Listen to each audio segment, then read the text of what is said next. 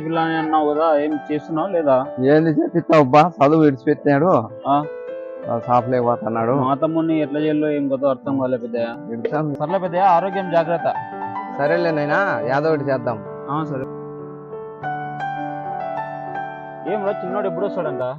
Phone చేశాడని ఆధారం వస్తాడంట. నువ్వేం వాని మీద దిగులు ఏం పెట్టుకోవద్దులే. సరే.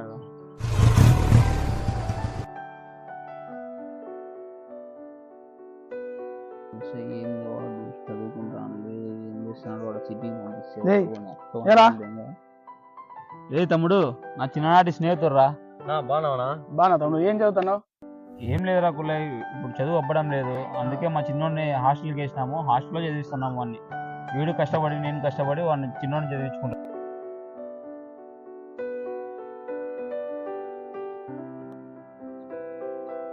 ఏంట్రా ఇలాంటి వాళ్ళతో మనకెందుకు రా, పోదాం.